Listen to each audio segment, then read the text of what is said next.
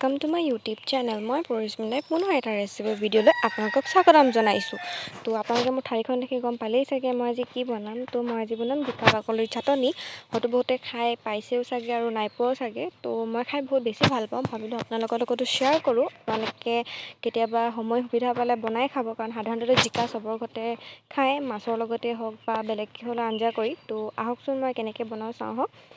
তো জিকা বাকলিৰ কাৰণেতো জানেই, প্ৰথম জিকা বাকলিটো বহুত দৰকাৰ। তো জিকা বাকলি গুচাই ধৰি আছিলে ল'লোঁ। তাৰপৰা মই ল'লোঁ এটা আম টেঙা, কাৰণ মই চাটনিত টেঙা হ'বই লাগে। আৰু এয়া লচুন লৈছোঁ, তাৰপৰা আদা, তাৰপৰা পাঁচফোৰণ কেইটামান আৰু ভোট জলকীয়া এটা। তো মইতো দেখিলেই চাগে মোৰ এইটো ধৰি 2 নম্বৰ চাটনি, যিহেতু মই চাটনিত মোৰ টেঙা আৰু জ্বলা সমানে লাগে, সেইকাৰণে মই এনেকৈ ল'লোঁ। তাৰপৰা মই কেৰাহী এখন গৰম কৰি ল'লোঁ।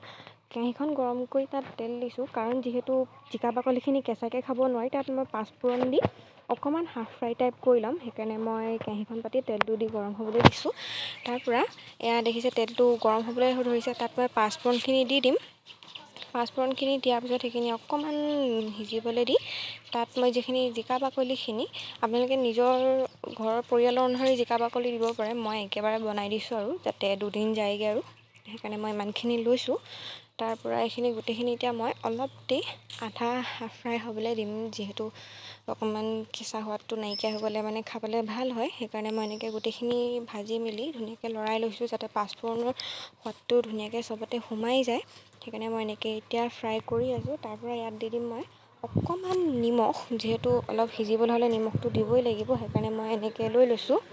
তাৰপৰা নিমখখিনি দিয়াৰ পিছত মই গোটেইখিনি আকৌ ধুনীয়াকৈ মিক্স কৰি ল'ম, লৰাই যাতে এইটো এনেকৈ লাগি নধৰে।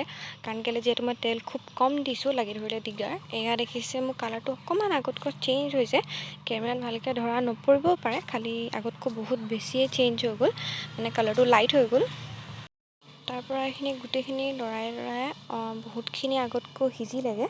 তাৰপৰা এইখিনি আকৌ মই দুবাৰমান লৰাই ধুনীয়াকৈ ঢাকি দিম। ঢাকি দিয়াৰ পিছত অকণমান গাপত সিজিব দিম। তাৰপৰা 2 মিনিটমানৰ পিছত মই ঢাকনাখন আঁতৰাই দিম, যিহেতু বেছি দেৰি ঢাকি থৈ দিলেও বেয়া লাগি ধৰা চান্স থাকে। সেইকাৰণে মই এনেকৈয়ে গোটেইখিনি আকৌ এবাৰ লৰাই লৈছোঁ। এয়া দেখিছে আপোনালোকে ধুনীয়াকৈ গোটেইখিনি অলপ সিজা হৈছেই, মানে আগতকৈ বহুতখিনি সিজা হৈছে। মই হেতাখনেৰে অলপ মাজতে ভাঙিও চাইছোঁ, ধুনীয়াকৈ গোটেইখিনি মানে আগতকৈ বহুত সিজিলে। আপোনালোকে নিজৰ ইচ্ছা অনুসৰিও এনেকৈ বনাব পাৰে, খালি এনেকৈ পাঁচফোৰণ দি ভাজি ল'লে সোৱাদটো বহুত ভাল হয়। আপোনালোকে নিদো ক'লেও পাৰে, খালি মই এনেকৈ খাই ভাল পাওঁ, ভাবিলোঁ আপোনালোককো দেখাওঁ। তাৰপৰা মই অকণমান সময় ঢাকি থৈ আকৌ 1 মিনিটমান ঢাকনিখন এৰাই দিম। ঢাকনিখন এৰাই দিয়াৰ পিছত এয়া দেখিলে আগতকৈ বহুতখিনি সিজিলে।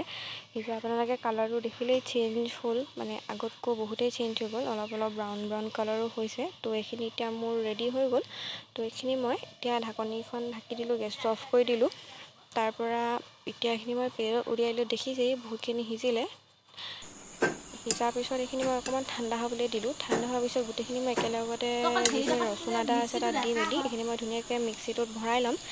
মিক্সিটোত ভৰাই মেলি পিচিব লাগিব। তো এইখিনি মই ভৰাই লওঁ, তাৰপৰা আপোনালোকক দেখাইছোঁ। তাৰপৰা এইখিনি মই এতিয়া অকণমান নিমখ দি দিছোঁ, পিচিলে নিমখটো দিলে ভাল। মোৰ বাৰু বেছি হৈ গ'ল, সেইকাৰণে আকৌ মই পিচিম। তো এইখিনি মই পিচিলোঁ। পিছাৰ পিছত ধুনীয়াকৈ বাতিটো উলিয়ালোঁ। আপোনালোকে দেখিছেই ইয়াত চাটনিৰ কালাৰটো কি ধুনীয়া হৈছে। তো আপোনালোকে খায়ো বহুত ভাল পাব। ইচ্ছা কৰিলে আপোনালোকে নৰসিংহ পাত বা মান ধনিয়াও দি দিব পাৰে। মই নাছিলে কাৰণে এনেকৈয়ে বনালোঁ।